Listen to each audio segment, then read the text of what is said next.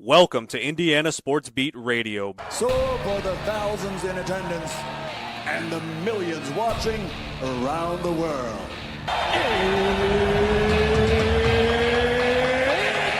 Time! Three on the way. Oh! It went in! It went in! And Indiana wins the ball game! Know your role and shut your mouth, you jabroni! Float game for the win! Ayla's gone. Goodbye. Touchdown, Indy. Woo! IU. America. They got a football team now. It's pretty simple. I win. Google me. You know that I'm the cream of the crop. Now, here's Jim Coyle.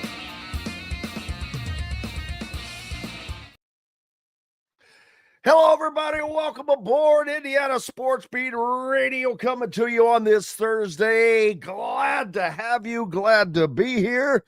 Hope you're having a great week. Looking forward to another fun day as we'll get to everything today. Coach Griff will join us.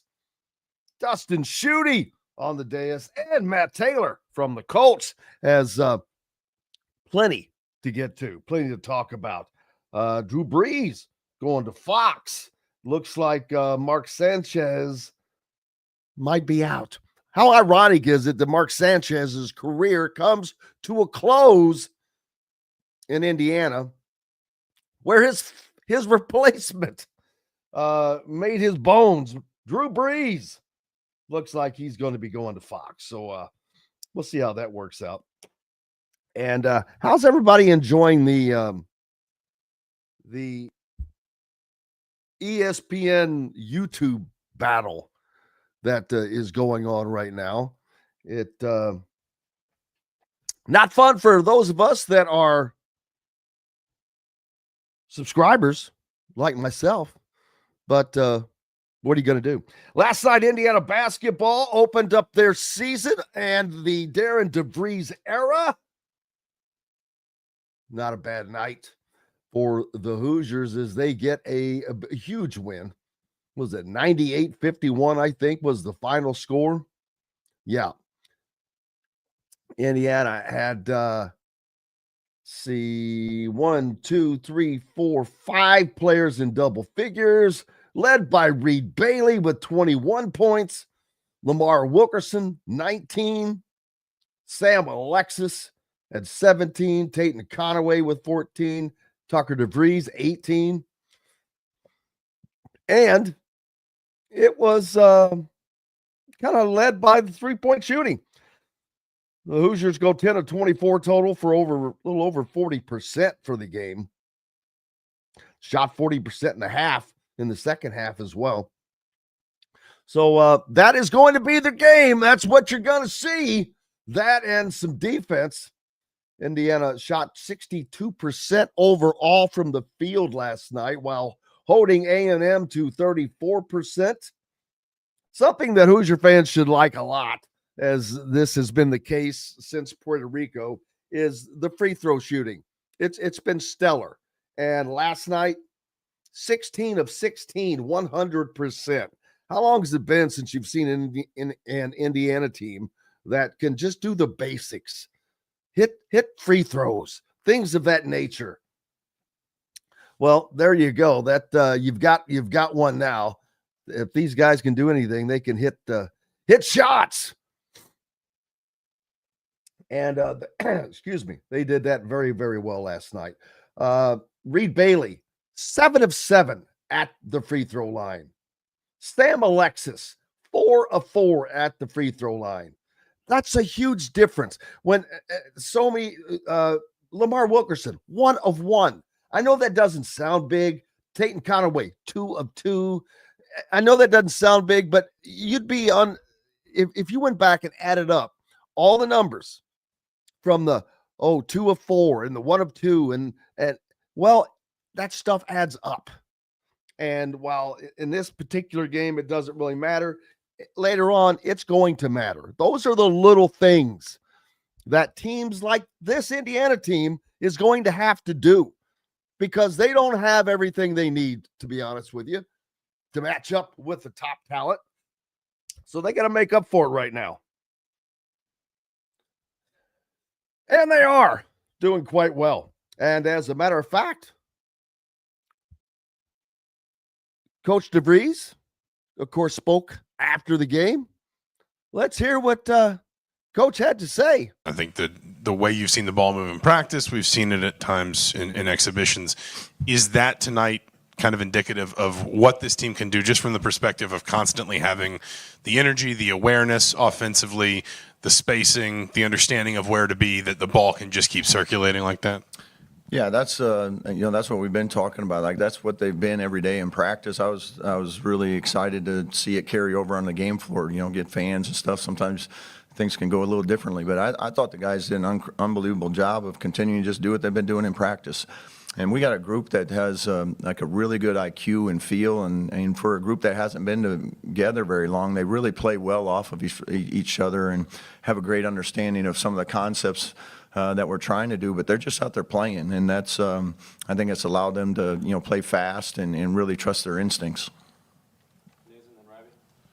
Yeah, Darren, you mentioned the kind of what you're looking for on the defense side of the ball: aggressive, physical, defensive intensity. Seemed to kind of check all those boxes in the first half, waned a little bit in the second half. Lamar was talking to how you kind of mentioned they're shooting 70% at one point. How do you teach them that the standard is the standard, and even kind of in blowouts, and he's not maybe against lesser opponents, that you have to kind of get there? Yeah, that's it was mentioned a couple of times in the second half huddles, and I know it's challenging. I get that. Human nature kicks in that sometimes there, but it's also great for us to have something to talk about tomorrow. So, but yeah, the first half I thought defensively we were great. I thought we had them uncomfortable. I thought we had them pushed out. Got them in areas that they weren't able to take advantage of some of their scoring opportunities. The second half, I thought some of those things that we did a really good job of in the first half, we weren't, quite as in tune with. They want to get baseline. So, in the first half we did a great job with it. Second half they were able to get baseline, and that gave them opportunities. And we worked on a couple things in the second half. But again, we should still be able to execute some of those things on the defensive end, even when we make, some adjustments, just to try to work on some stuff. I'm going to stop him right there and point out that that's one of the things when he talks about making life miserable for other teams. That's what Indiana's going to have to do this year. They're going to have to put teams in uncomfortable positions on their offense and with Indiana's offense. They're going to have to make up for their deficiencies like this. And exactly. And Reed Bailey, at 6'10", he's not a 7-footer, but let me tell you, with the ball, this dude can move. He can handle the ball. He can get it to the rack. And it's going to be difficult for some 7-footers keeping up with him, period. Maybe one of the reasons he was the leading scorer for the Hoosiers last night. And let's pick it back up with Coach DeVries. Yeah, Coach, you said at Big Ten Basketball Media Day, shooting the three is going to be a big part of who you guys are. 42% from the opener and 16 for 16 from the line. Your thoughts on just how you shot it tonight? Yeah, I thought, again, I think a lot of that shooting percentage is a product of ball movement and getting the right kind of shots, the right kind of threes. But we have a really confident group. They're very, they're very sure of themselves, and they know that they have the green light. They put in the time and the work. So on game night, let it rip, and that's kind of our philosophy. We don't want them to hesitate. Even when they miss one, I don't care where they take them from. Just know that it's something that's something that you work on every day, and then we're good with it. So it is going to be a big part of who we are all season long, and certainly there's going to be nights where they're not falling at a high rate. So you're going to have to go to other things. But I think our guys are very capable of that. They understand that, and can make those adjustments if needed. There's Coach Darian DeVries talking to reporters last night after Indiana's opening season basketball win over Alabama A&M 98-51. And a lot of things there that a lot of fans are going to be excited about. They're going to get to see this kind of play throughout the season. And I think they're going to get better and better at this as they go through the year, of course, playing teams. But they're going to get tested quickly. Sunday in Chicago, the Hoosiers take on Marquette. So that will be certainly a litmus test for this Hoosier team to see them play against a better quality squad right off the bat. And one way or the other, they'll see what more they need to work on, how much better they need to get at certain things right now, and things of that nature. So it'll be very interesting to see how that game comes out. What does Marquette have this year? Shaka. Marquette versus Indiana coming up on Sunday at the United Center in Chicago, no less. So that'll be a fun times for Hoosiers, as the day before, Indiana football taking on Penn State over in Happy Valley. So a lot going on this weekend for Indiana fans, for Big Ten fans all the way around. Tons of games that we're going to be talking about. And we'll do just that and more on the other side when we come back. Coach Griff will be with us. Talk about the upcoming weekend and much more. Hit the subscribe and like button if you're following on social media. And, of course, you're listening on one of our great radio station affiliates like 97.7 ESPN, The Ref, always the right call in Evansville, 104.7 FM, 1230 AM, WJOB, the voice of the region, and on Fort Wayne's only sports station, 1380 The Fan. Keep it locked right where you got it throughout the day. We're back with plenty more right after these messages. Andy Moore Honda is Bloomington's #1 Honda dealer for a reason. Buy a new Honda and get a 3-month break from car payments. That's right, no payments for 90 days. That includes the all-new, all-electric Honda Prologue, and you get it for just 0.9% financing.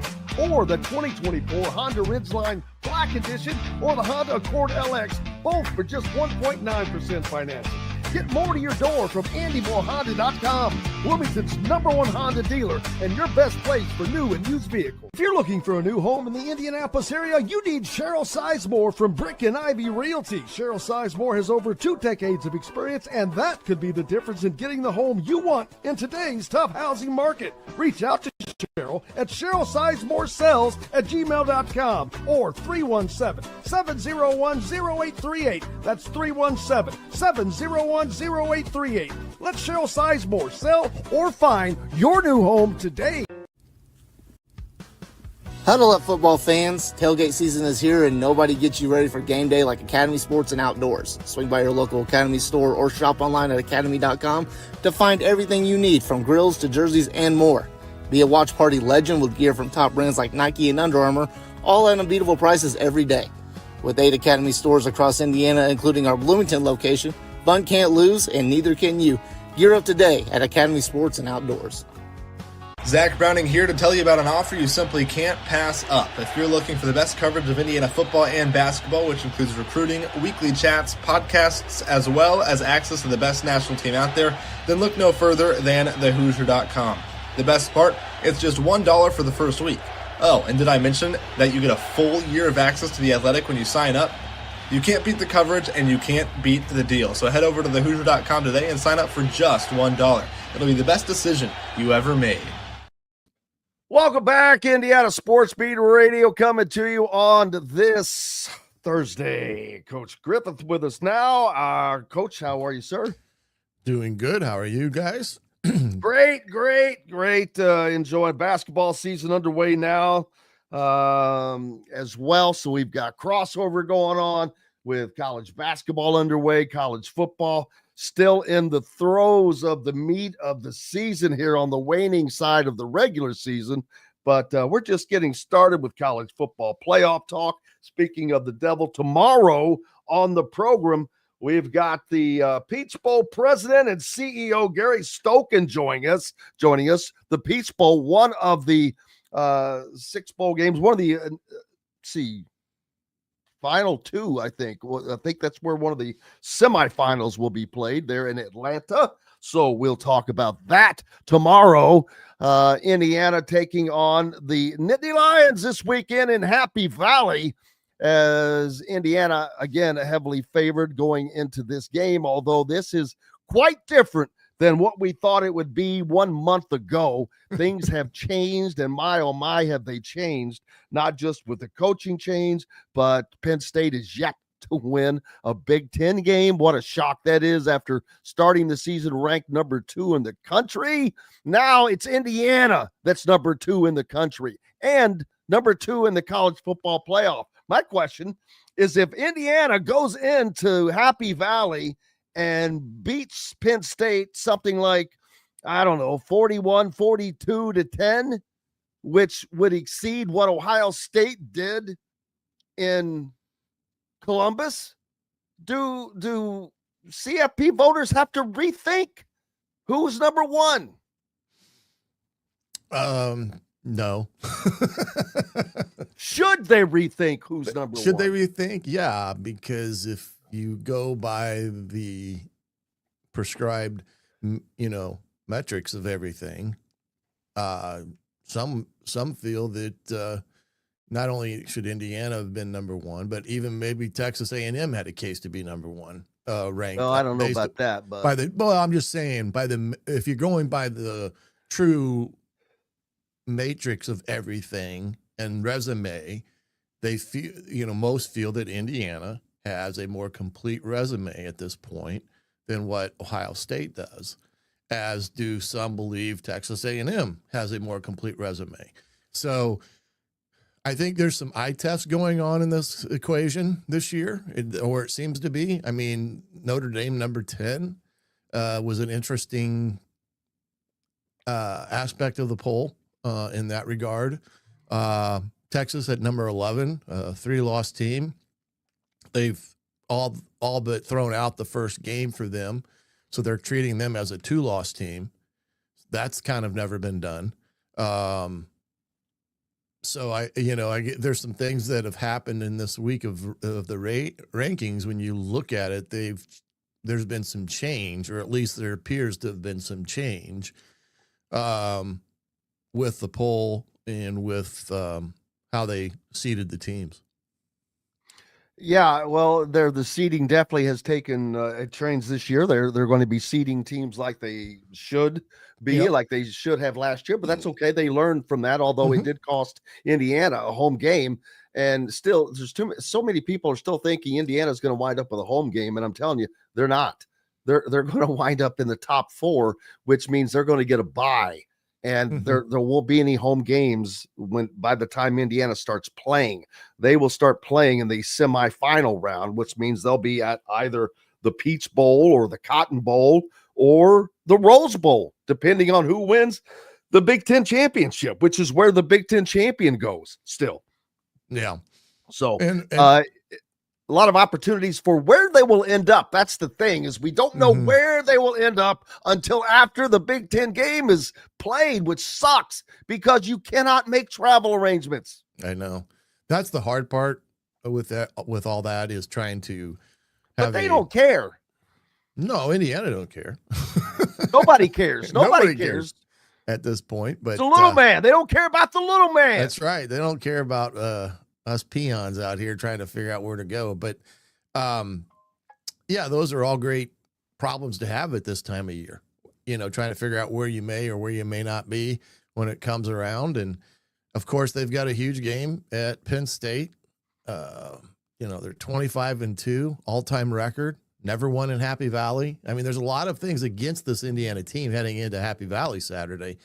And it's going to be an interesting dynamic Saturday to see not where Indiana is in the mental compartment. It's going to be, where is Penn State at in the mental compartment? Because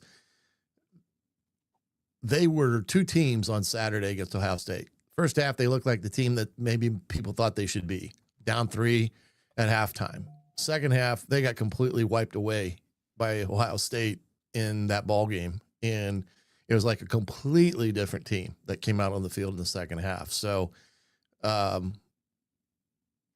that's going to be the challenge for Indiana this week, is playing a Penn State team in Happy Valley, where it's another place that is not easy to go win. And that's what's interesting about Indiana's season this year when it comes to road games. Iowa, Oregon, places that are not easy to go win, they have. And I think that bolsters their resume more than anything, is the ability that they've had to go into the opposing team's arena and get big wins on the road. Yeah, I'm just wondering, what can Indiana put a historic, and it doesn't have to be, but can Indiana put a historic beat down on Penn State in Happy Valley right now and just really put another thump on their, feather in their cap? Because, I mentioned earlier, and it's not about keeping score per se, but if Indiana was to go to Penn State and beat Penn State worse than what Ohio State did at home, that has got to carry some weight, and it's got to mean something, because this is not a place that this happens. No, not at all. And that's the one thing, like, I believe that Indiana's road schedule this year, in terms of who they had to go play on the road, has been overly impressive to go get wins in. And even what they did to Maryland last week in Maryland's backyard was impressive. Another place Indiana has never played well at. They went in there and totally dominated a game from start to finish. So, this Penn State team, they still have some great players. Cratron Allen is a great running back that can, take over in some respects, but they've really had trouble moving the football. They started the year with, you're talking about a team that was trying to out-trick people in terms of their preparation and stuff by throwing crazy formations at them with junk.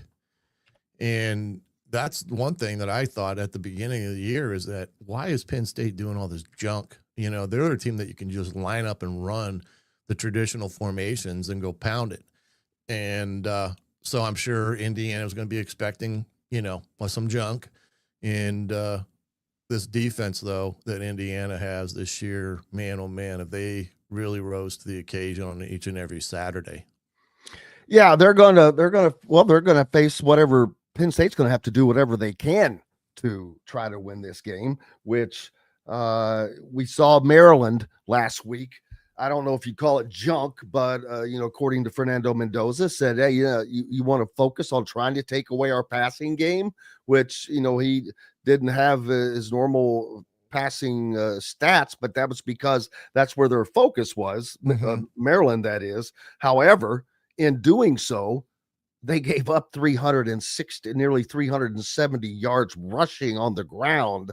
So Indiana doesn't care how you get it. They'll give it to you one way or another. It's just like one of those great YouTube clips you watch when you're watching Larry Bird, the story of Larry Bird. And I forget the Gary that played for, I can't think of his last name, played for Seattle, was a wicked defender, but he's like, no, Larry Bird, man, he gonna give it to you how he wants to give it to you, and you're gonna take it. And that's exactly what I think of Indiana every time. They're going to give it to you how they want to give it to you, and you're going to take it. If you want to try to screw around and mess with the passing game, oh, okay. Well, we're just going to pound the ball with this great offensive line that they have and the stable of running backs. So that's been something that not every team has. No. And Indiana has been very, very fortunate in that regard. Maintaining a healthy stable is a critical as you go down this end. Right now, they've got some dings, nothing major except for Drew Evans, which I don't know that major is a word to put to there, because we don't know how long he's going to be out. It's indefinite at the moment, but it seems like Aiden Fisher and Elijah Surratt, they're just kind of dinged up a little bit. Just need a little bit to get healthy. But you also don't want to mess around and go through games without those guys, because it doesn't take much to upset the apple cart. Yeah, when you start, like you said, losing some guys, that's where, you could see a drop off in terms of one's ability as opposed to the top guy. Now, I do think Indiana's depth is a is a whole lot better than it ever has been, because I think the guys that have stepped up and stepped into those roles and gotten some playing time have done quite well. And that's what, you want them, that next unit, to be able to do, is step into those roles and go play at the level that Indiana's been playing at. I think they've been able to accomplish that, with, on defense, Hardy and Jones taking more of the snaps. So that's the one impressive thing that I saw on Saturday, especially offensively. Zen, the big fella, he moves to left guard. I mean, here's a guy that's a tackle. He's probably their second best, their next best offensive lineman, and they take him and put him in at guard, and he played pretty darn well. And, Becker at wide receiver, he's come in at times and made some nice plays. He had the big play on Saturday. So they're getting some great play out of guys that are stepping into the role rather than being just the backup. They've stepped into being the guy at the head of the line. So playing well in that regard. I think you said something that I think is ultimately important, and I've been saying it for the last couple of weeks, is that they got to get this run game going, because you're getting in that time of year where you've got to be able to run the football effectively, and they've done it, back-to-back weeks, 263 and 363 yards in back-to-back weeks, and that's what you got to see at this time of year, is a team that can pound the rock and do it effectively.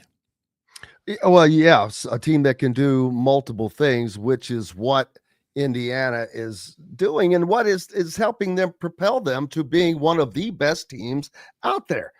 They have, when it comes to overall offense, they're as good as anybody. Now add in the defense that Indiana has. There are very, very, very few programs that are that good on both sides of the ball as Indiana. Indiana's elite on both sides of the ball. Mm-hmm. Elite. That, what that equals, people? An elite football team. Yeah. Add into that they're not making mistakes, coach. They're not beating themselves. They're allowing other teams to beat themselves. Indiana takes what you give them, and they make hay with it.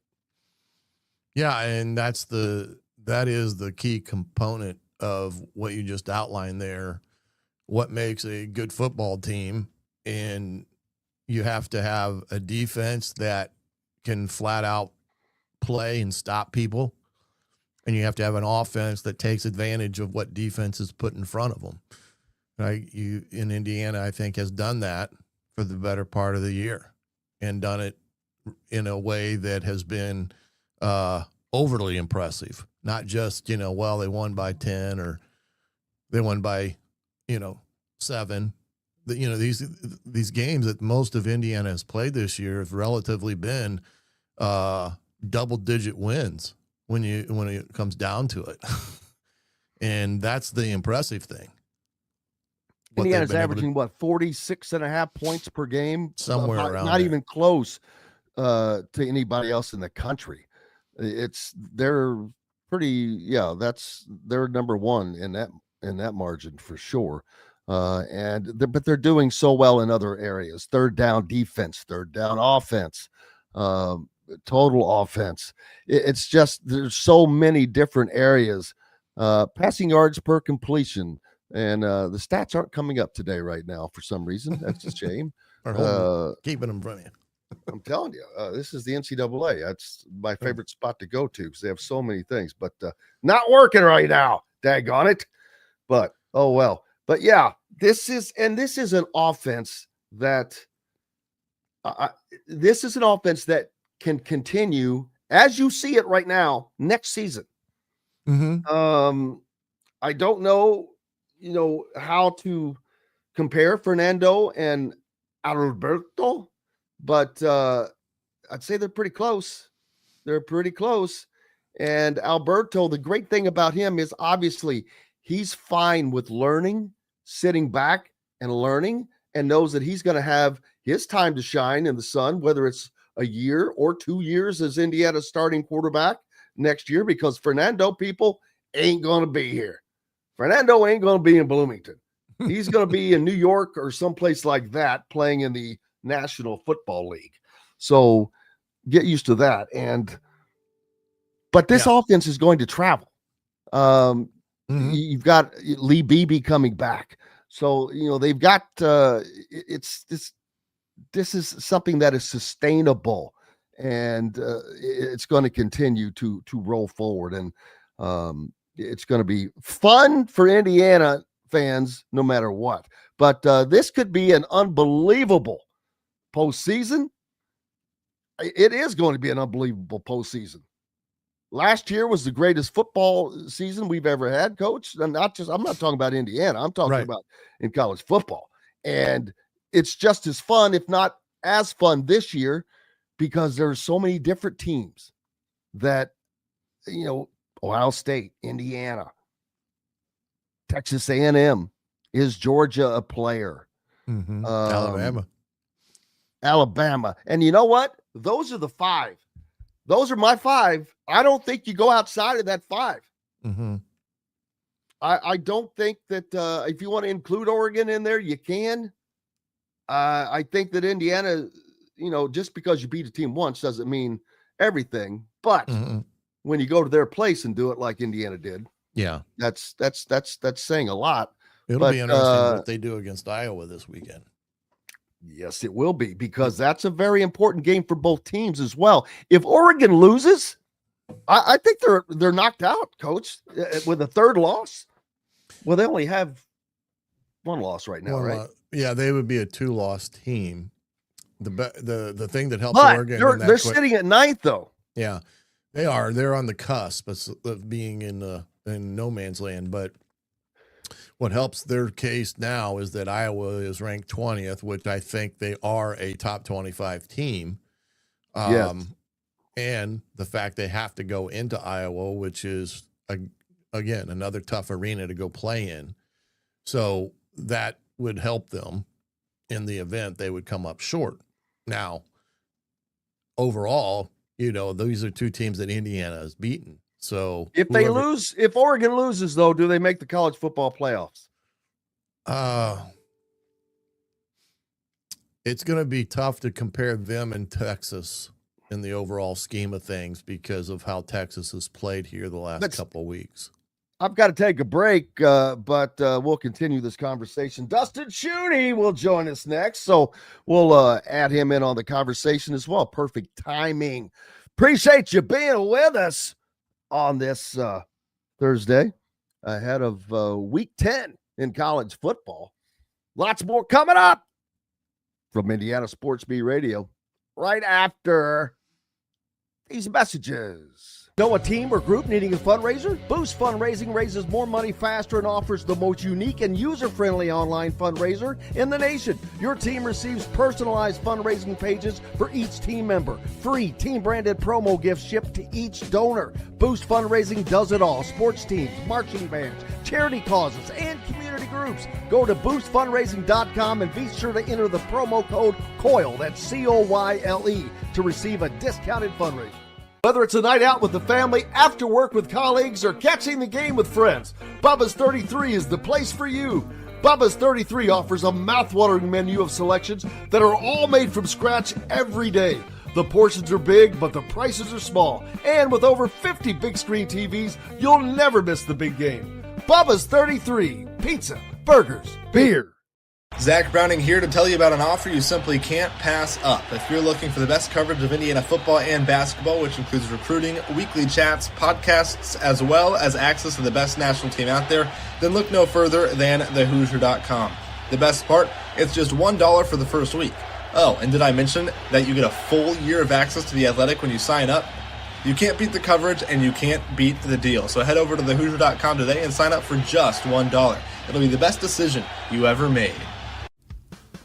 Huddle up, football fans. Tailgate season is here, and nobody gets you ready for game day like Academy Sports and Outdoors. Swing by your local Academy store or shop online at academy.com to find everything you need, from grills to jerseys and more.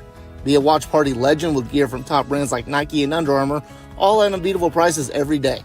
With 8 Academy stores across Indiana, including our Bloomington location, fun can't lose, and neither can you.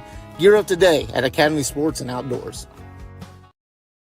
Welcome back, Indiana Sports Beat Radio on this Thursday. Glad to have you along. Couldn't be happier. And Coach Griffith is with us, as well as Dustin Schutte from Purdue Boilers on SI. How are you, sir? I'm doing great, Jim. We've got college basketball underway. We are in the mix of college football, the playoff rankings, and I've got a tea time today. What might be the last nice day to play golf. I've got a tea so time I'm excited. Today. I've got a tea time today. Some of us have to work.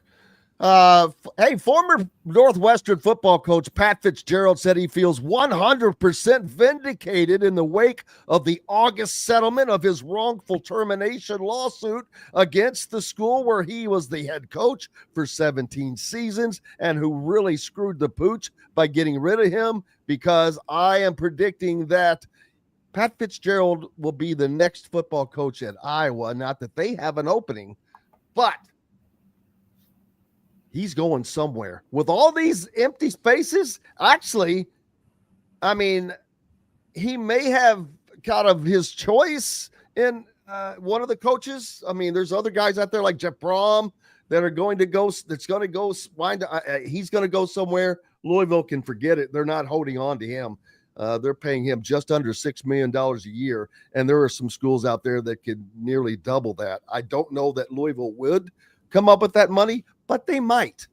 They just might, in order to keep him, because that's a perfect relationship for them. He's a former player, he's from there, went to high school there, the whole family, Brom family. But there may be a better place, an easier way for him to get to the college football playoffs, Dustin, than someplace other than at Louisville. Although you're in the freaking weak-ass ACC conference, what else do you want? Yeah, I mean, that's the thing, right? Like, that's going to be very interesting to me, because when he was offered the job at Louisville the second time, Purdue's AD, Mike Babinski, basically said, how much is it going to take to keep you? Like, basically offering him a blank check. And Jeff Brom said, this has nothing to do with money. So is he going to remain loyal to Louisville because that's where he wants to be? That's where his legacy is. That's where he played. That's where his family is. Or does he, as you mentioned, Jim, take the job at Penn State if offered, because he feels like he can get better recruits and maybe have a better shot at winning a national title? But if you're looking to just get into the playoff, I'm with you. I'd want to coach in the ACC, because you could go 9-3, and if you get into the ACC championship game, all you got to do is win one game at that point, and you're in. So, and what are they, 7-1 now? 7-1, 8-1, something like that? Yeah, but there is the fact that the ACC is getting one team, maybe two at best sometimes, where if you're in the Big Ten, you can be one of potentially four, and soon to be, it will be four. They will have 4 guaranteed spots at some point. And where would you rather be, at a blue blood in a conference that has 4 guaranteed spots, or a whatever one you want to call Louisville, a successful program in a conference that gets 2 at most? Yeah, I mean, that's a great question. The one thing, though, I would say, what's interesting to me about Jeff Brom going to potentially Penn State is they got rid of James Franklin because he couldn't win the big game. I think Jeff Brom would win some big games at Penn State, but there are going to be times when he loses to Rutgers or Maryland, or just somebody that has been his MO, is that he'll win you a few big games, but then he's going to drop some games that they absolutely should not lose. So it's going to be interesting. Like, I think he's a great coach. I think he would be a great fit, but there are no guarantees. You're never going to find another outside of Kurt Signetti. You're never going to find another Nick Saban. Griff. Well, the thing about Brom is, I think he's like against top 5 teams, he's undefeated. He's found ways to beat top 5 teams. I think he's 4-4 in games against top 2 teams or something crazy. But he's found is amazingly 4 games is the same amount that James Franklin had won, except for he had lost 15 more. Yeah. Well, Brom has had like I said, he's had the ways of finding ways to win those type of games. When at Purdue, even he was sorely the big time underdog, but they come up with the big win. And that's what I think is attractive about him when you think about Penn State. But I don't know if he leaves for the Penn State. He's been in the Big Ten. I know Penn State's a different beast at this point in time, but like he's always wanted the Louisville job. That has always been his hope, and was get to Louisville. Now it was going to take the right timing and all that good stuff, but it would be, I think it'd be hard to pull him out of Penn State. Fitzgerald, on the other hand, is the name that I'm trying to keep an eye on because, he's going somewhere, people. Yeah, he's laying low. Coach, and he was wrongly fired. Yeah. He's going to come out ahead yeah. of this because he got this nice settlement from Northwestern, whatever it was. I'm sure it wasn't 50 cents. I can promise you that. And then wherever he goes next, it's payday, baby. Yeah. And that's a name that I'm surprised hasn't been linked more to the Penn State job, because if you ever looked at a makeup of a coach that fits the Penn State identity, Pat Fitzy would be the guy that I would say fits that identity more than anyone they could ever bring in, on top of what he just done at a school like Northwestern. I mean, he's won at Northwestern. He's, he struggled there the latter part of his. He won a pair of Big Ten West Division championships at Northwestern. Yeah, exactly. I mean, that's nearly impossible. Right. And he's a name that I think you got to keep an eye on underneath the surface, because not many people are talking about him at this point in time as it pertains to some of these bigger jobs. But I would think if I'm the AD at Penn State, I'm talking to Fitzy and see where he's at and if it's a potential match for them. The thing about Penn State, though, is they've had their share of, let's say, issues in the past. Mm-hmm. And even though Fitzgerald has been vindicated and in my mind was not guilty of anything, I think that he is a top level coach. I really do. I think that they may be a little weary of that and stay away from it. I don't know, but there are still plenty of opportunities out there. Mm-hmm. I mean, although I don't know that going down south to say LSU or Florida fits his personality per se, but there's enough openings out there right now that and there's going to be more. We're not done. Wisconsin. That's a crazy thing. I think Wisconsin. Do they hang on to Luke Fickell? But then again, you have to ask yourself, who are you going to hire if you fire him? So it's a crazy time. It is a crazy time. I think that's what I was going to go ahead. Go ahead, Dustin. Go ahead. I was just going to chime in and say that's the job. If Wisconsin becomes open, I cannot think of a better fit for Pat Fitzgerald. Like, that's a guy, they love to run the football. They made a living off of recruiting in-state offensive linemen. He knows how to coach that style of football. I'm not saying they would be a playoff contender, but I think that they would be back to like Paul Chryst level good. So it's one of those things where I don't know. How much longer is Wisconsin Kirk Ferentz going to hold on at Iowa? Because Iowa is where I believe is that where Pat Fitzgerald played? Yep. No, he's a Northwestern guy. Oh, he played at Northwestern? Yeah, he played under Gary Barnett. I think then he coached at Iowa or something then. There's a connection. There's an Iowa connection.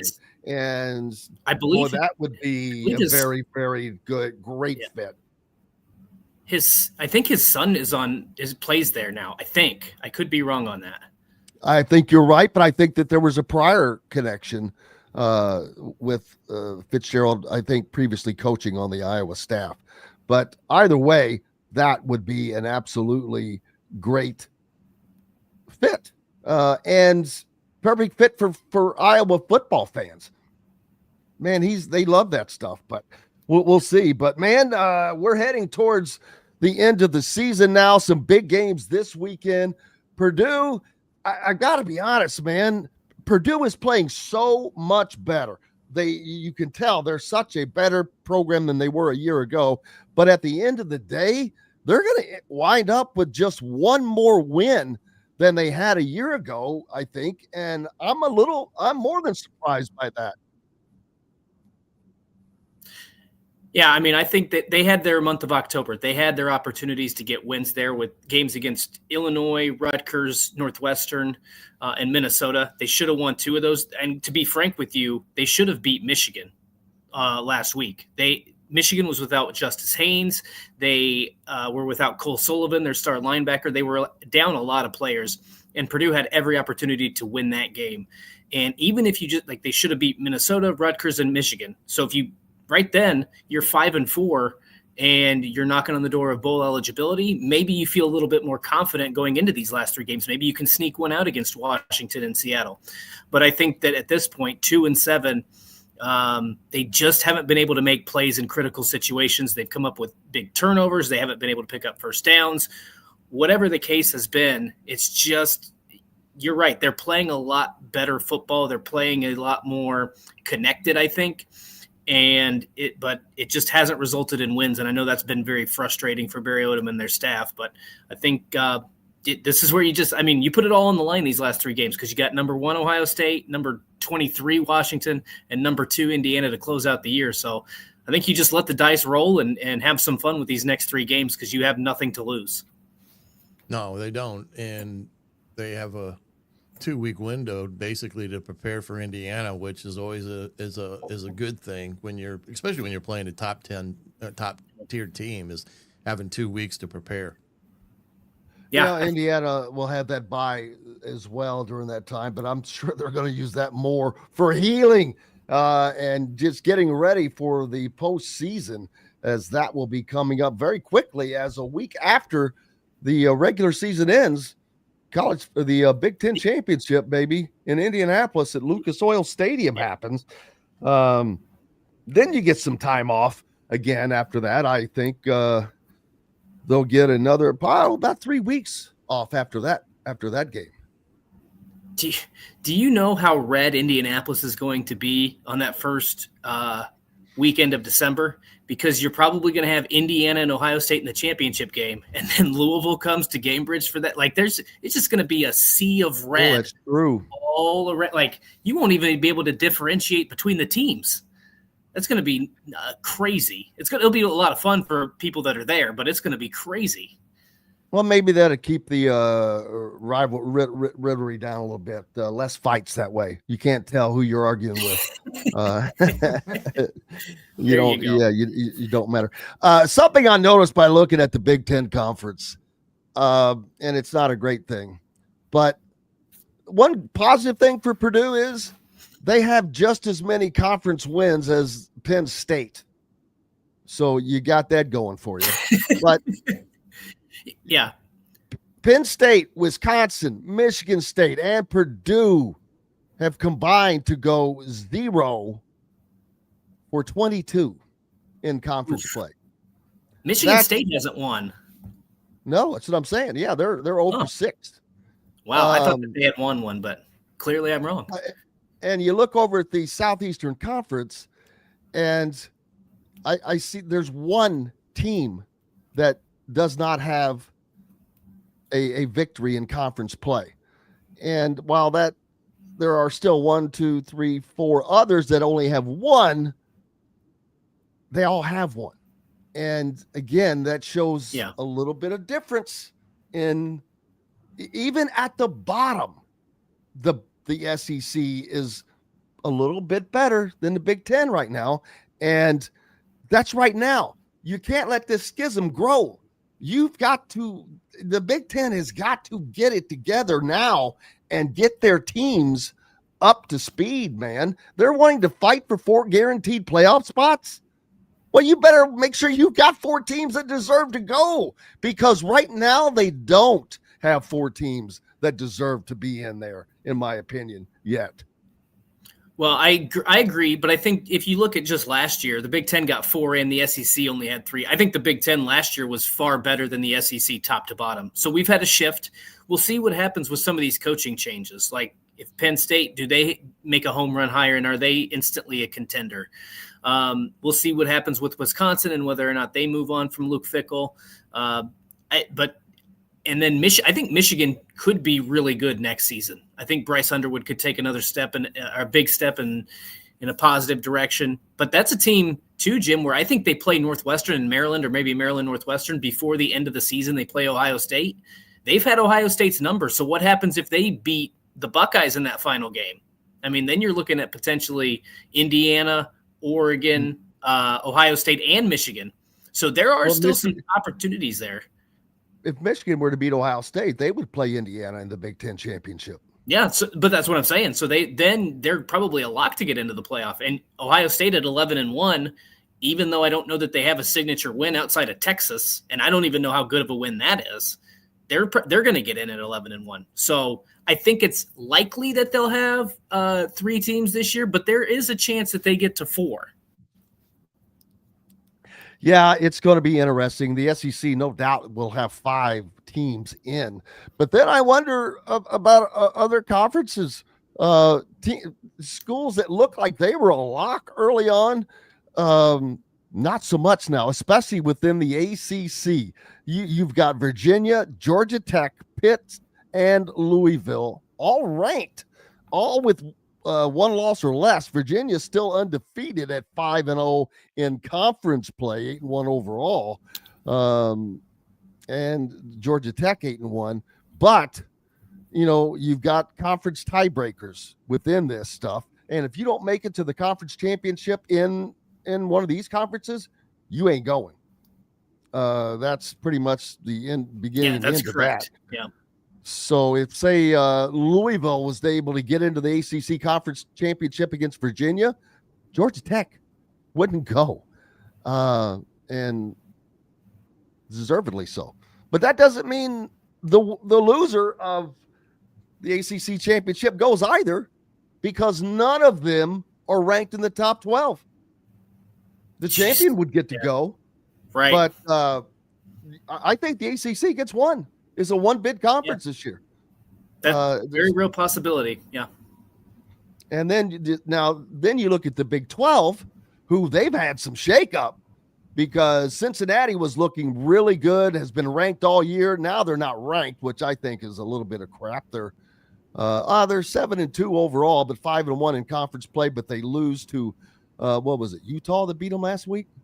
I can't remember. I forget. Yeah, I can't remember either. But they Utah has 2 conference losses. They're probably out. Houston now with 2 conference losses. They're out. It looks like Texas Tech and BYU, both of them will probably get in. They're both out of the top 8. Yep. And so, if they play for the conference championship, it doesn't matter who loses that game, they're going. The only will get a higher seed. But that's probably going to be your number 5 seed, the winner of this game, the Big 12, because the Big 12 is the next strongest conference. And whether it's Texas Tech or BYU, we don't know. BYU still undefeated. But we'll see, man. It's going to be fun. Yeah, so if BYU chance.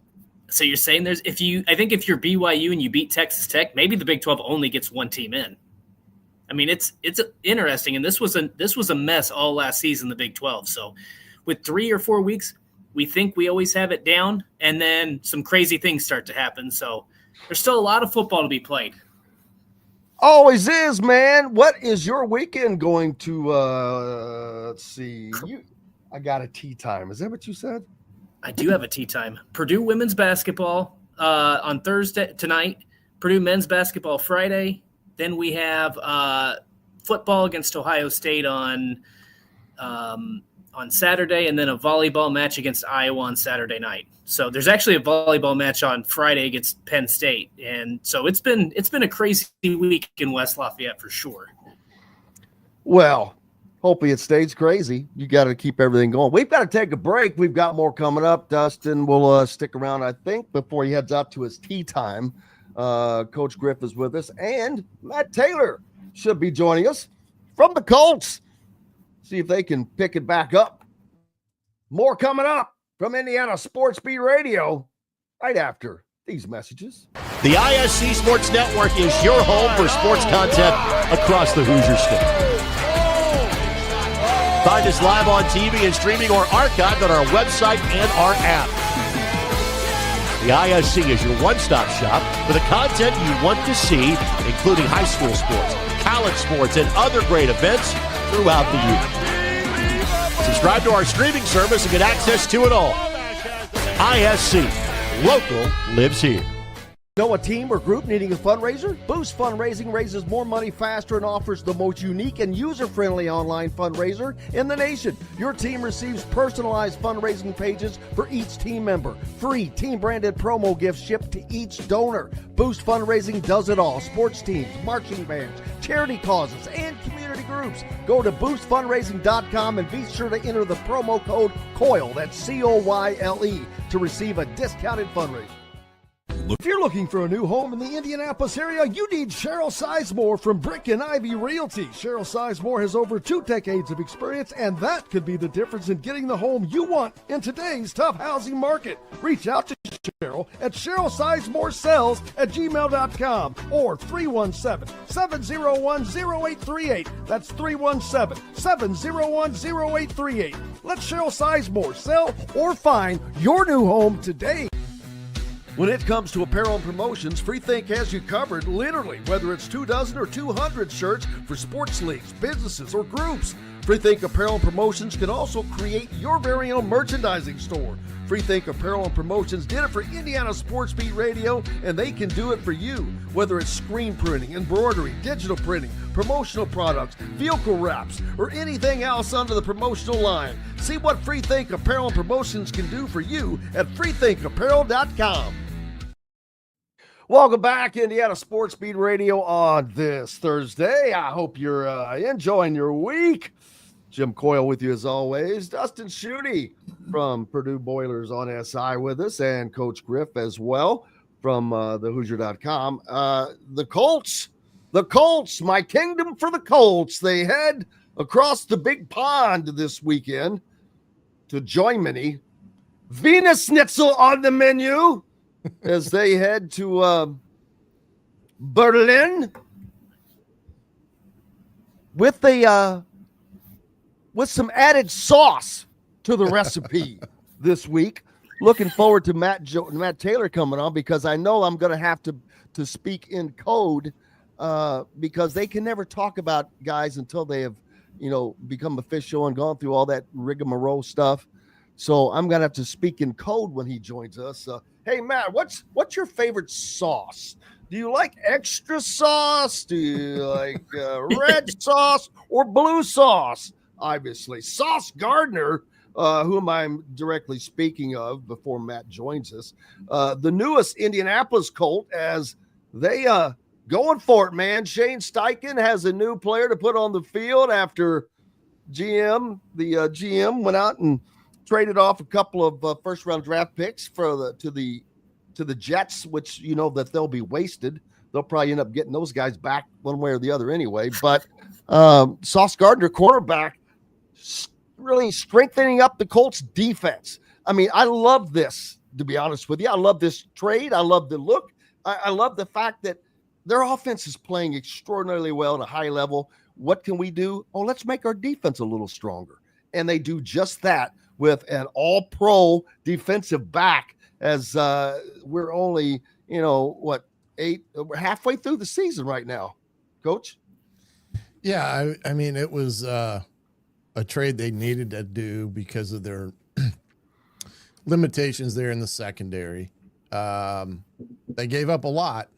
That's the one thing on this trade, is they did give up a lot. But as they always say, if you want something, you have to give something. And unfortunately, the Colts needed a secondary piece that they have been missing. And we'll see how it all pans out. I mean, the things about trades are there's two phases of trades. One is the here and now, which the Colts are more worried about than the latter, which would be for the future. So they were willing to give up some of what may be the future to further here and now. Yeah, I think Matt joins us in the next segment, so we can talk about it all we want, but he won't be. It just dawned on me. I'm like, I think he's the next segment. So what are you going to do? But, hey, I talked about this, and I know you're not going to be covering the Boilers. You won't like this much, but I talked about the real possibility, and it would take a lot of things falling into place. But how crazy would it be for Indiana to win the Big Ten championship, to win a national championship, to have a Heisman Trophy winner, and for the Colts to win the Super Bowl? Now, yes, it's crazy. I get it. I'm not saying it's not. But guess what else it is? Every one of those all are very possible to happen. I don't know if I'd say very possible to win a national championship, but likely. I mean, I think that they've got a 1 in 4 shot at worst amongst this. Heisman Trophy, well, that's going to be tough because no one in the last couple of weeks has really had Heisman-esque moments, but they're still leading their team to wins. And Julian Sayin, who has been, on the fringe of the conversation, is going to get up more into the conversation. When you're the quarterback of the number 1 team in the country, it's kind of hard to not be. And he's throwing at an 80% completion clip right now as a sophomore, I think. And that catches your attention as well. But Fernando Mendoza also doing a lot of great things. He's 70-something% completion percentage rate, but he also is leading the country or one short in touchdowns. He's the projected number 1 overall draft pick in the NFL, which tells you a lot about what he's doing on the field. And he may or may not still be the odds-on favorite to win the Heisman. I don't know yet, but it won't matter who the odds-on favorite is right now because in my opinion, it's going to come down to the Big Ten championship game for that award this year, guys. Yeah, I don't think there's any question. Yeah, I think it's going to be a matter of Sayin and Mendoza in that respect. So what are you saying? What are you saying? I'm saying that right now he's completing about 80% of his passes, which is just ridiculous in that respect. But at the same time, Dustin, is this because it's an offense that's made to be easier managed easier with a lot of shorter passes, quick throws out? I think that from what I understand that they to pull up the Ohio State stats to see what their completion completion throw is. But he can stretch the field. I would argue he's probably benefiting more from just the fact that Ohio State always has a plethora of the best wide receivers in college football, because he can throw it down the field. But when you have Jeremiah Smith down there, you can kind of just chuck it and assume he's going to come down with it 75% of the time. Like, he's that good. And Carnell Tate is the guy that gets overshadowed, I think, and he's really good too. So, yeah, I mean, what I was just going to say, Jim, you can say that those things are crazy, that Indiana wins the Big Ten, the national championship, Fernando Mendoza wins the Heisman, and the Colts win the Super Bowl. The least likely to me of those is that the Colts would win the Super Bowl. Like, if I had to bet on which things would happen, I would think, yes, I think the Colts are very good. I think they are capable of making a deep playoff run, but I think they're also capable of that stinker that we saw in Pittsburgh. So, like, this is why, I mean, I still legitimately believe that Indiana is the number 1 team in the country. And I don't know what's going to happen when they play Ohio State. I think Ohio State's defense is legit, although they showed some holes against Penn State. To me, Indiana's got the most impressive win in college football. Maybe the 2. Well, I don't know about 2, but another one is that win against Iowa on the road. So, like, Ohio State has been dominant, but outside of that week 1 win where they won by 7 points against Texas, what's their other signature win this season? And they won't get one until they play Michigan. Yeah, and there's a lot of other things as well that I'm kind of slowly putting numbers together, Coach. But you've watched both teams play, and we've heard all about Ohio State's defense, and there's no doubt it's good. It's they're allowing less than 7 points per game. Yeah. But Indiana's is not exactly stinking it up. They would probably be averaging about the same exact if you took away the plays that they've allowed on broken coverages. Those broken coverage plays we've seen in the secondary. It happened again at Maryland when a guy fell down. Only the second half touchdown they've given up this season. But a guy in the secondary falls down and he's able to score. But Indiana is just, I think that, like right now, I'm looking at rushing yards. Okay, for the season, Ohio State has 1,226 yards total rushing. Indiana's Kalon Black has 619, and Kobe Martin has 601, or Roman Hemby has 601. So almost Indiana's top two running backs have the same amount of rushing yards total as Ohio State's entire team, which includes about 14 different ball carriers. So Indiana can run the ball and does run the ball much more effectively, I think. From a passing standpoint, total yards, Indiana's at 23-33. Ohio State's at 22-74.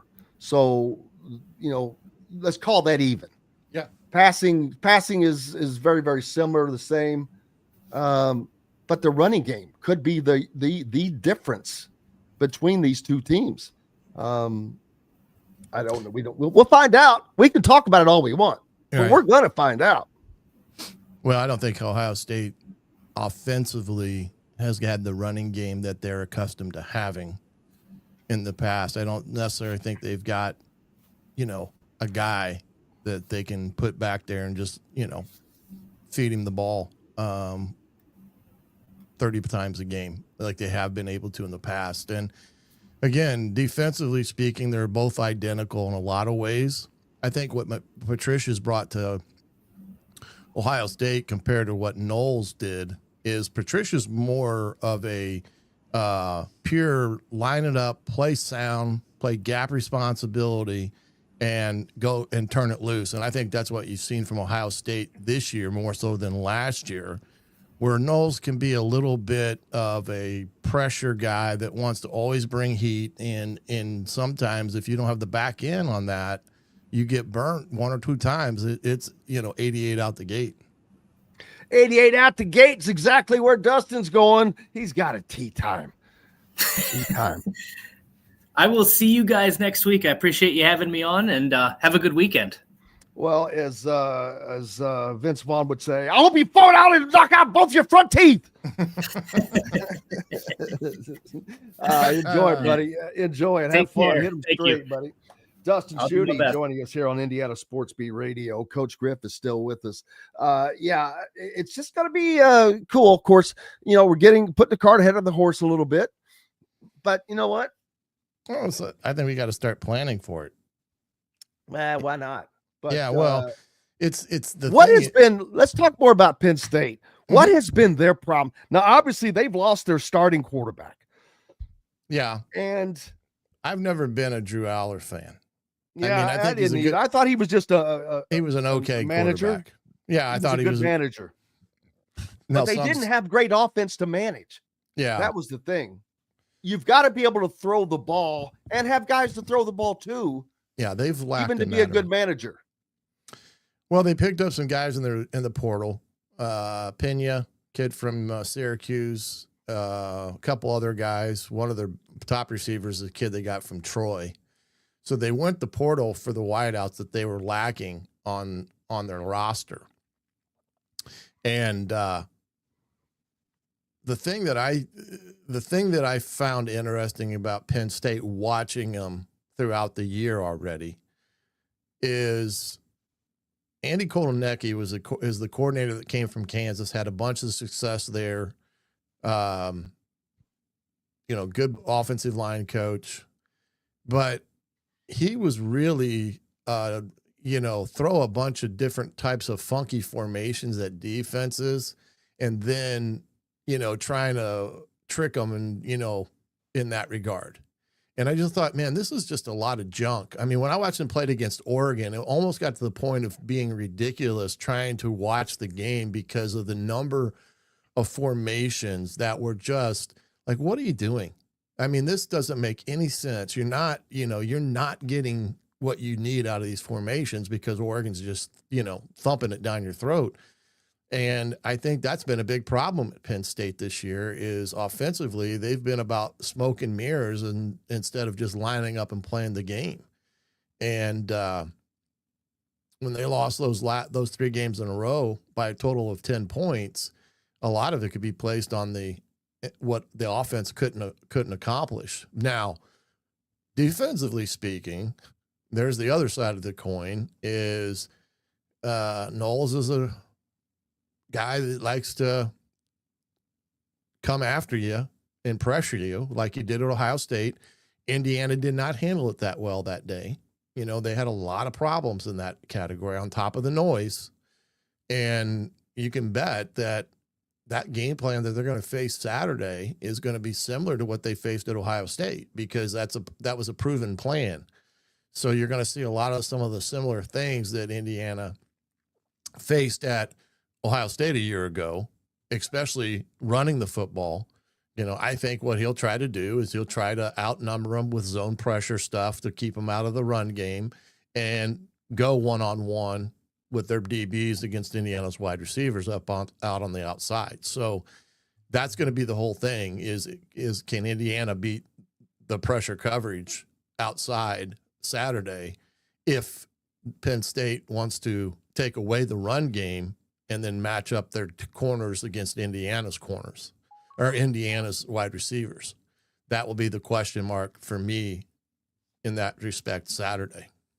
Well, here's right into that. Here's a stat for you. Talking about comparative stats, and I'm going to get off this Indiana-Ohio State thing, but I caught this last little thing. I'm kind of jumping around. Defensively and offensively, interception-wise, Indiana's thrown, I think, 4 interceptions on the year. Mendoza has. Mm-hmm. And Julian Sand has thrown 3, I believe. Something to that effect. Ohio State's defense has come up with 5 interceptions on the year, while Indiana's 13. Yeah, big difference. Big difference. Yeah, and that's huge. And that's the 5 interceptions on the season. That's boy. Yeah, they're theoretically a +2 in that arena. Indiana, turnover margin wise, is a big time turnover team that has been able to get the big turnovers that have resulted in points this year, just like they did last year. And those are huge because it's almost giving you 2 touchdowns when that happens, when you get an interception. Well, I saw last week at Maryland when not just the interceptions, those are something. And that Lewis Moore interception, that was NFL. That was an NFL interception. But I was more impressed with the 2 forced fumble takeaways. Yeah. Mm-hmm. I mean, and when I say forced turnovers, they were just that. They were forced. They were literally taken out of the hands of the runners. Boykin with the first one, stripped it, picked it, scooped it, scored. And then Byron Baldwin said, hey, I like that idea. Did the same thing. Stripped it, knocked it out, scooped it, picked it up, and fell on it for Indiana in the late in the second half. But forcing turnovers. I mean, literally just taking the ball away. Yeah. So, hey, we've got to take a break. Got more coming up. The great Matt Taylor, the voice, the golden voice of the Indianapolis Colts, getting ready for Berlin. He's gargling in Wiener Schnitzel water as we speak, getting ready for this hit We're back with more right after these messages. If you're looking for a new home in the Indianapolis area, you need Cheryl Sizemore from Brick and Ivy Realty. Cheryl Sizemore has over 2 decades of experience, and that could be the difference in getting the home you want in today's tough housing market. Reach out to Cheryl at CherylSizemore@gmail.com or 317-701-0838. That's 317-701-0838. Let Cheryl Sizemore sell or find your new home today. When it comes to apparel and promotions, Freethink has you covered, literally, whether it's 24 or 200 shirts for sports leagues, businesses, or groups. Freethink Apparel and Promotions can also create your very own merchandising store.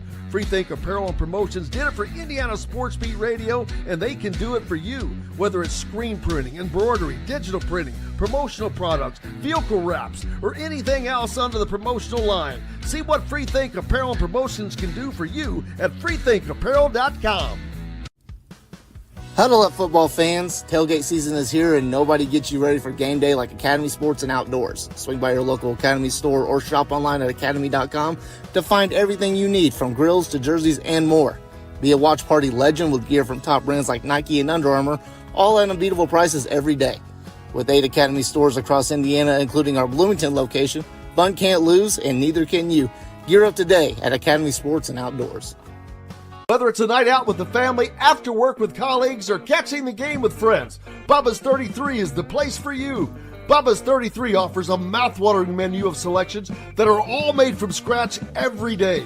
The portions are big, but the prices are small. And with over 50 big screen TVs, you'll never miss the big game. Bubba's 33, pizza, burgers, beer.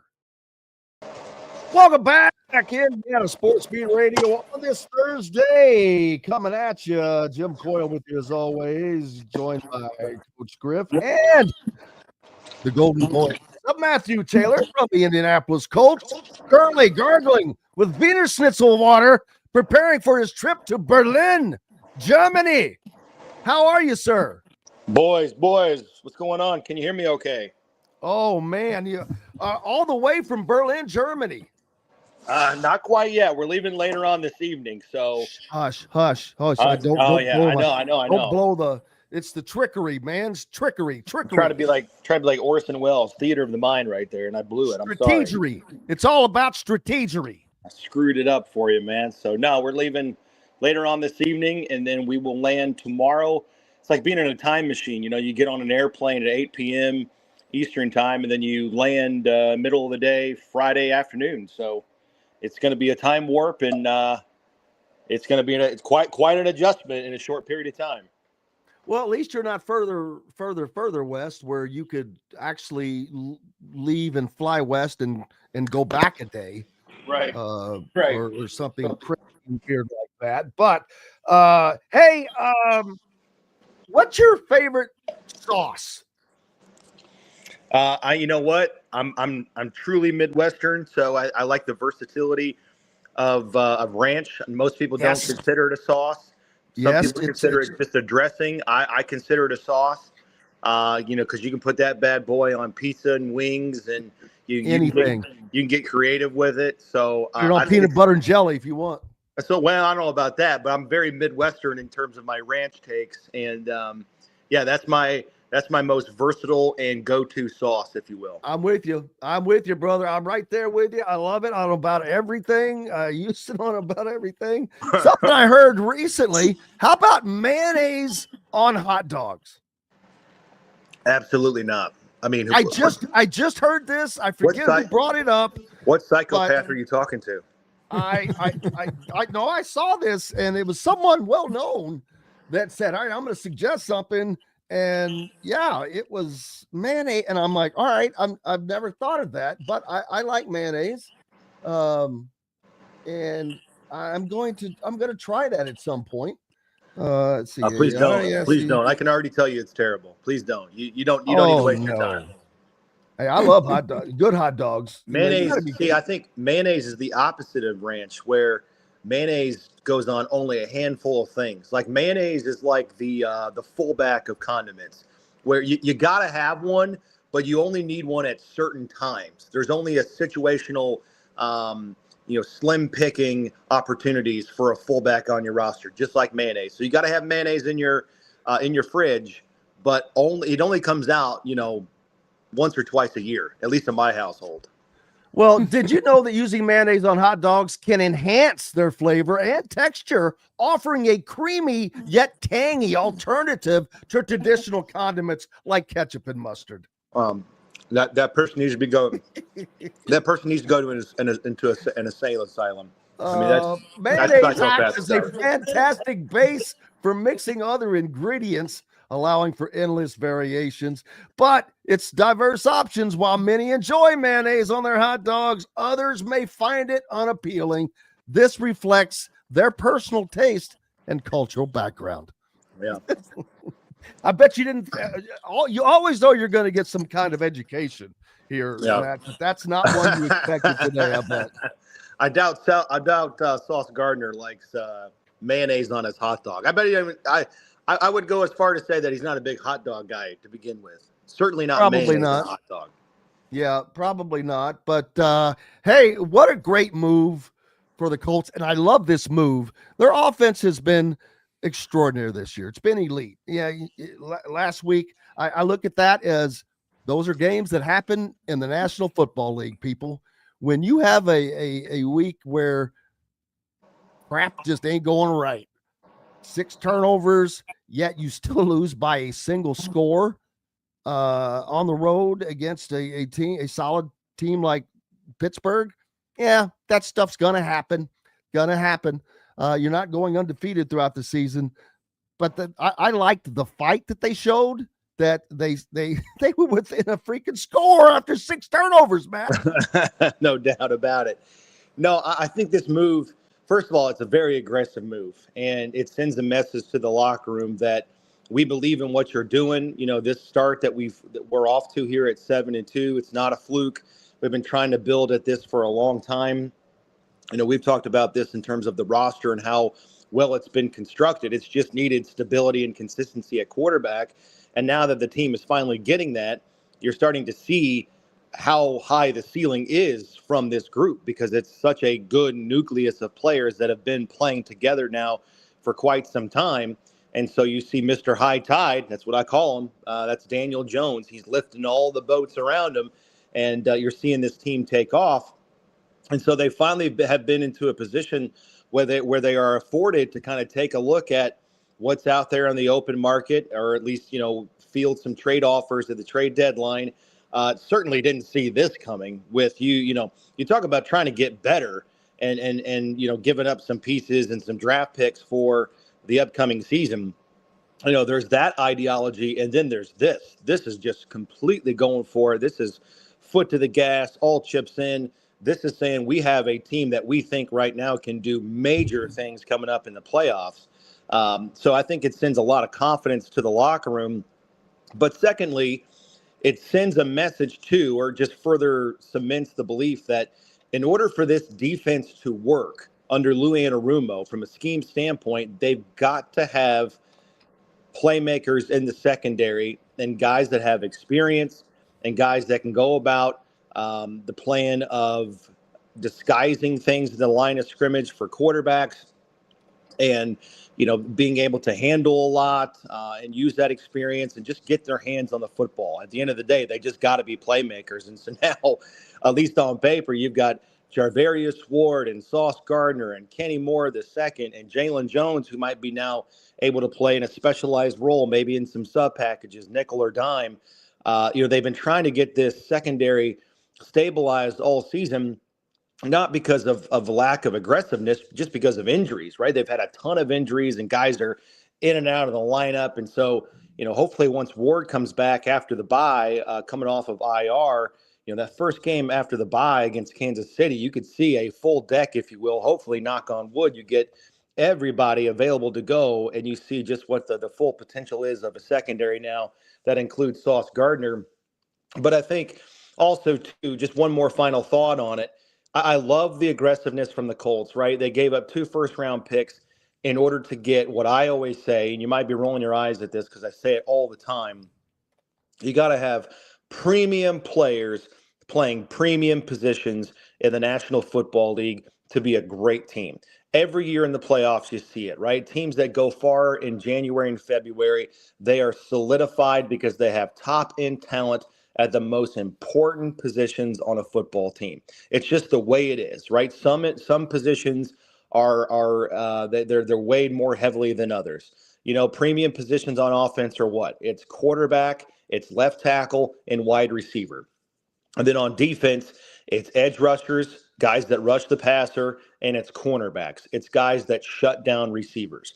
And so this is a top-end guy that plays a premium position on defense. So I'm all about it because in the NFL, most NFL rosters are built the same way because of parity and the salary cap. The difference between good teams and great teams and elite teams are, do I have more? Do I have better players? Are my best players better than your best players?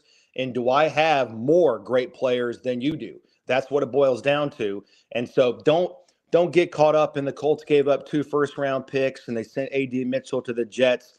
I mean, if this season goes the way that, all Colts fans want it to, they're going to be picking in the 30s, in the first round. They're going to be picking very late in the opening round of the draft. Who are you going to get at a premium position in the first round of the draft that's better than Sauce Gardner? Nobody. All right. So don't worry about it. You got proven production on Sundays over Saturday potential. Give me that any day of the week, and so that's what the Colts have.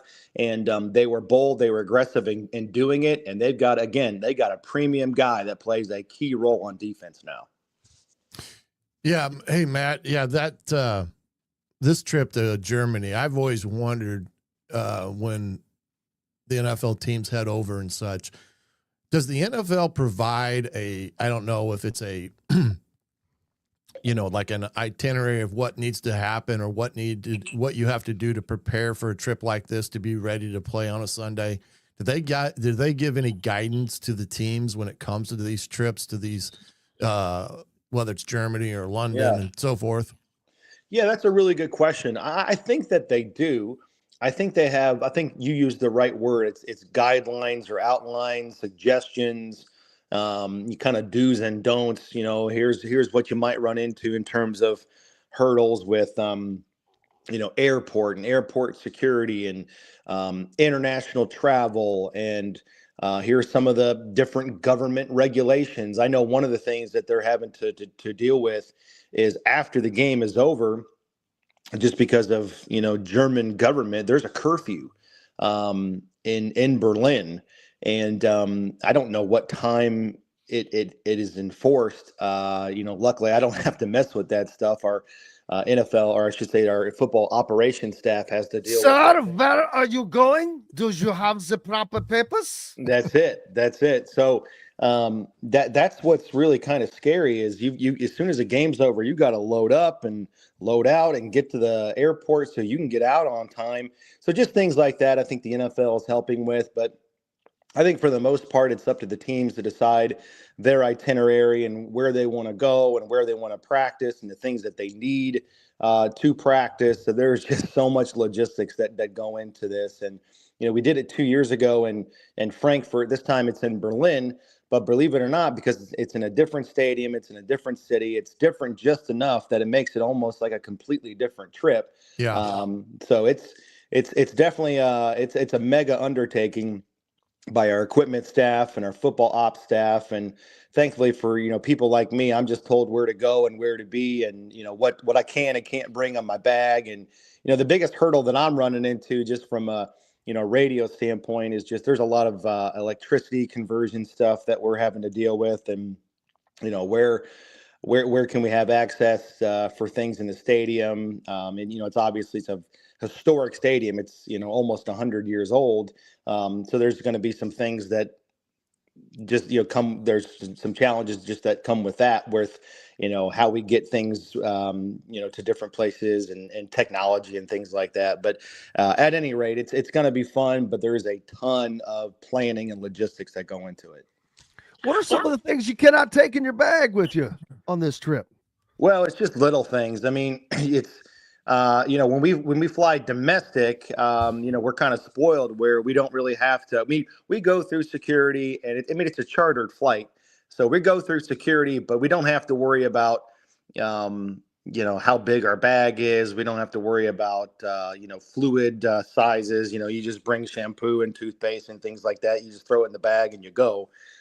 This is kind of like, you have to abide by all the different rules and the guidelines. There's certain The dude abides. The dude always abides. Batteries that you can bring and you can't bring, and other technology, just because it's an international flight and a different airline than we normally take. So it's, just little things like that kind of add up to making sure you're on your P's and Q's before a big trip like this. Absolutely. It's you've done this before. I mean, I know Indianapolis has played. What has Indianapolis played? Jacksonville? Yeah, so this is going to be our third international game. So we did London in 2016 against the Jaguars, and then we did Berlin 2 years ago. And so I think the way this thing is going, I get asked a lot about, hey, do you think there's going to be an international division? Do you think there's going to be a 4-team division overseas? And it's kind of like, the AFC International, whatever, a team in London, a team in Spain, a team in Dublin or something. I think what's more realistic to happen is that you're going to see 16 games a year played internationally, where every team plays one game a year overseas, and it'll just kind of be rotated. It's kind of grow the game more globally that way by shuffling games from different sites and venues and countries. That's what I think is more realistic to happen when it comes to logistics. Yeah, it's very difficult to move an NFL team, and I don't mean move by as in homes. I just mean for a trip. The equipment is mind-boggling. I don't think people have an understanding of just the amount of equipment. Forget the people. Forget all about the players. Forget the coaches. It's the equipment. It's massive. It's like moving a company temporarily. But the NBA is kind of heading in that direction, Matt, but it's a lot easier with basketball than it is with football. You've got 12, 13, 14, 15 guys versus 60 and everything else. So, well, I don't want to say it's easy to do 16 games a year, but I think it's easier to have hypothetically 4 full-time international teams that are based in, again, have one in London, Spain, and Ireland and Germany or whatever. I think think about it. If a guy gets waived on a Tuesday and then he gets claimed the next day on Wednesday, just adding. I don't want to say that like the NFL can't afford it, right? Because it's the 800-pound gorilla. It's billions and billions of dollars. But just think about how expensive it would be to pay for all of these flights for players that come and go from all of these teams all year long to try out or practice, or they get signed after being waived. Just all the different scenarios, and then just from a rule standpoint, all these deadlines always occur at 4:00 Eastern time, and that's middle of the night almost, depending on where you are internationally, which is just a different wrinkle to it. So I don't know, maybe they could figure it out, but I think it's more realistic that every team plays one game overseas per year to continue to grow this thing globally. Take the NFL to all the different corners of the globe. Matt, the college football playoff first poll of the season came out this week on Tuesday. Ohio State at number 1. Not a big surprise, being that they were the reigning champion, although Indiana gave a reason to be number 1. They come in number 2. Pretty good. Pretty good for the Hoosiers as they take. And then this weekend, Matt, they go to Penn State to play a Nittany Lions team that has not won a Big Ten game. I know. How about that? That was ranked number 2 to start the season. But crazy. But Indiana looking to go 10-0 for the second consecutive year after never having done that in program history. But they've got bigger things on their mind this season, Matt, than a year ago and just being the great Cinderella story. Yeah, but you got to take care of business. And I don't even know if you classify that, because I still give a ton of credence to this game at Penn State. 110,000 people there. They've never won there. You're talking about 18 to 22-year-olds trying to go on the road and still, win in a hostile environment. It's going to be their first home game since the coaching change. So, they're going to be playing for pride and for respect from their home fan base. And that's a great, prideful fan base that's still going to show up, and they're going to get loud, and they're going to want to, ruin IU's season, or at least try to, with a loss. So I think this is, Penn State's still littered, despite their record. They're littered with 3 and 4 and 5-star players all over the field. And I watched some of that game last week against Ohio State, and they're playing hard. They're playing their guts out. Obviously they kind of got grinded down there towards the end of the game by just a superior team. But that team is definitely, in my opinion, very well equipped to beat Indiana if Indiana doesn't play well, especially with it being on the road for IU. So I think this is an enormous game, and I don't think it's going to be an easy game at all for IU. Yeah, I don't think it is either, Matt. I think you're correct. And again, the only bright spot is that Cignetti is never, and this group has never faced Penn State at Penn State, so they may not be totally aware of the 25-2 overall record, never winning in Happy Valley. But I know that Kurt Cignetti. I promise you, Kurt Cignetti knows. I was going to say, because he's a Pennsylvania guy, he understands the monumental aspect of this ball game Saturday. But there, I think Jim alluded to this earlier today. It's kind of, I don't know if it's ironic, but to see how well the Indiana offense and defense has performed this year, and then look at the Colts in that same, viewfinder, they're pretty similar when you really sit down and look at, especially offensively speaking, what both these teams like to do offensively. You ain't lying. It's been so joyous, just as a Indiana fan, and obviously doing what I'm doing for the Colts, Saturdays and Sundays. That's like offensive utopia. I mean, that's almost like 70 points a weekend when you watch those two teams play. No, I mean, offensive line protection for the most part has been terrific. Ball placement and accuracy by both quarterbacks. Mendoza and Daniel Jones has been on point. You've got 3 good running backs. You've got Hemby and Black. I mean, Black just runs his tail off. I mean, he just runs people over. He has so much force behind his pads when he runs with the football. I know Hemby does too, but I mean, Black has a handful of plays every week where it's like, gosh darn. I mean, he's just running people over, trucking people. And then obviously Jonathan Taylor is just premier as premier can get, from where he sits, leading the NFL in rushing still. So no, I mean, it is. And I think, again, as it relates to just the Colts, this is what we've been talking about with, it's the same amount of guys last year, except for Tyler Warren, right? I mean, Taylor was here last year. Pittman was here last year. The entire offensive line was here. In fact, you got the guys that were here, but you have 2 new starters. Those are just plug and play guys, and Borderlini and Gonzalez along that offensive line.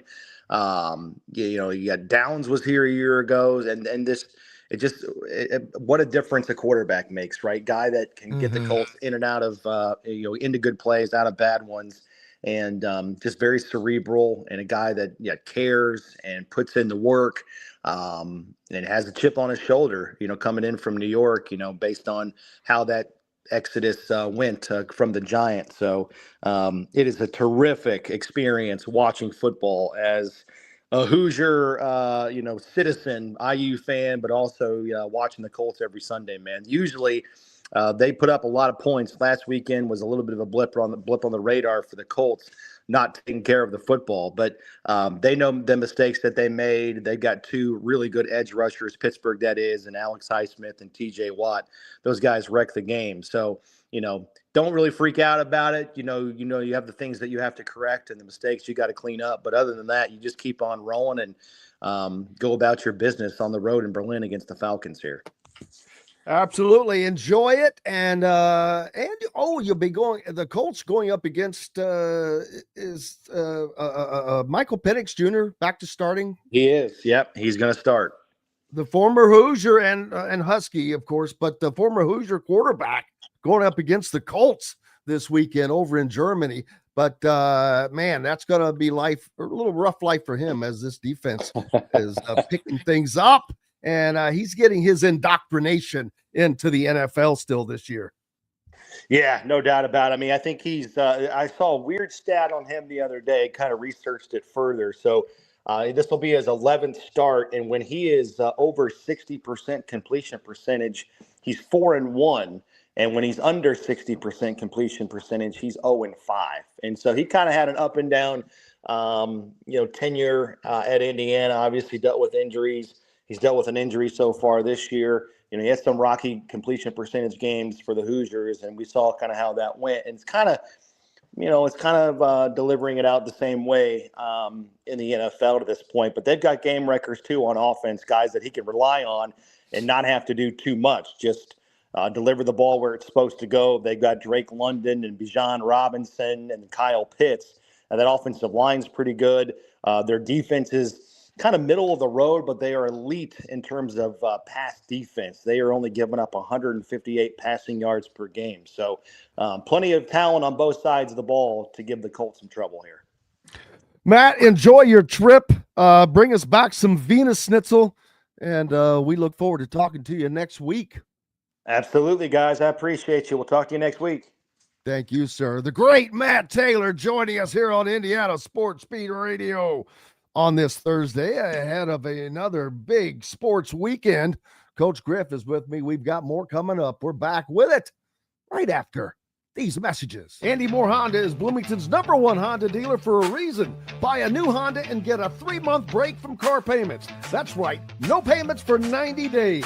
That includes the all-new, all-electric Honda Prologue, and you get it for just 0.9% financing, or the 2024 Honda Ridgeline Black Edition, or the Honda Accord LX, both for just 1.9% financing. Get more to your door from AndyMooreHonda.com, Bloomington's #1 Honda dealer and your best place for new and used vehicles. If you're looking for a new home in the Indianapolis area, you need Cheryl Sizemore from Brick and Ivy Realty. Cheryl Sizemore has over 2 decades of experience, and that could be the difference in getting the home you want in today's tough housing market. Reach out to Cheryl at CherylSizemore@gmail.com or 317-701-0838. That's 317-701-0838. Let Cheryl Sizemore sell or find your new home today. Huddle up, football fans. Tailgate season is here, and nobody gets you ready for game day like Academy Sports and Outdoors. Swing by your local Academy store or shop online at academy.com to find everything you need, from grills to jerseys and more. Be a watch party legend with gear from top brands like Nike and Under Armour, all at unbeatable prices every day. With 8 Academy stores across Indiana, including our Bloomington location, fun can't lose, and neither can you. Gear up today at Academy Sports and Outdoors. Zach Browning here to tell you about an offer you simply can't pass up. If you're looking for the best coverage of Indiana football and basketball, which includes recruiting, weekly chats, podcasts, as well as access to the best national team out there, then look no further than thehoosier.com. The best part, it's just $1 for the first week. Oh, and did I mention that you get a full year of access to The Athletic when you sign up? You can't beat the coverage, and you can't beat the deal. So head over to thehoosier.com today and sign up for just $1. It'll be the best decision you ever made. Welcome back, Indiana Sports Beat Radio on this Thursday. Glad to have you along. Coach Griff with me as well. It is another big-time sports weekend, week 11 of the college football season. I said week 10 earlier, Coach.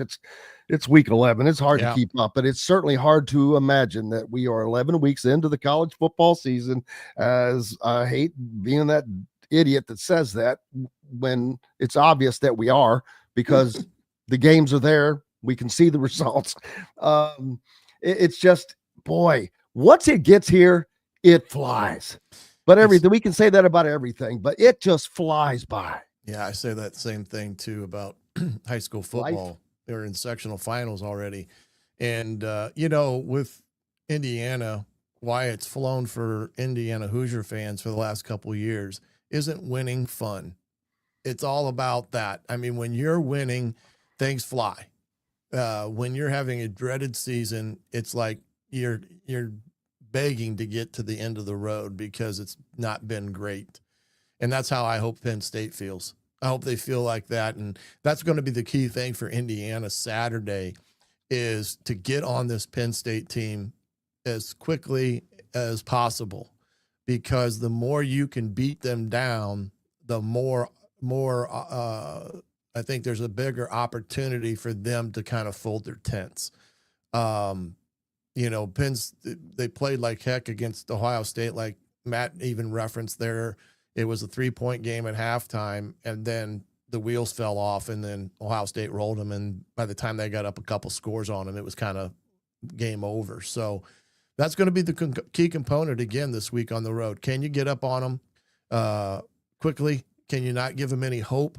If you give a team like Penn State hope, you're going to get it. What'd you say? Hope? I didn't give up no hope. Yeah. Well, if you give a team like Penn State hope, you're going to get it. You're going to be in for a 4-quarter dogfight, because once they feel like they can play with you, then it's going to be tough as heck to get, a game type of scenario there. But again, I think Penn State's going to come in confident. They're going to say, this is Indiana. This is a team we've handled well in Pappy Valley, blah, blah, blah.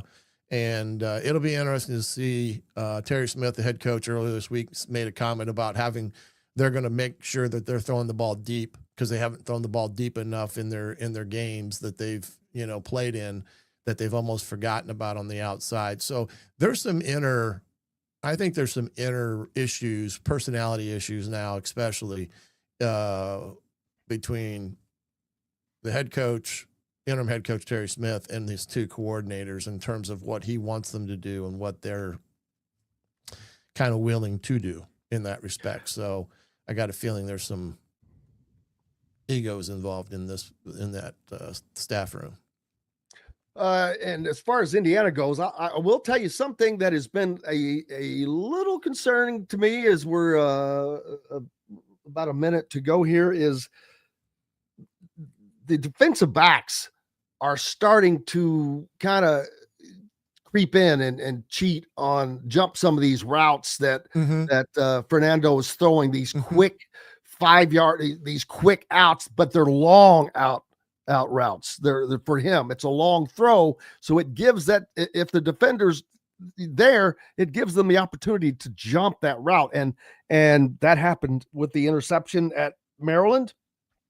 Started to see it happen a little bit in the game before that. So I think that Mike Shanahan is going to have to pay attention to this. And they did do it once where they kind of faked and went deep. They're going to have to do that a little earlier and kind of don't, set the tone for that.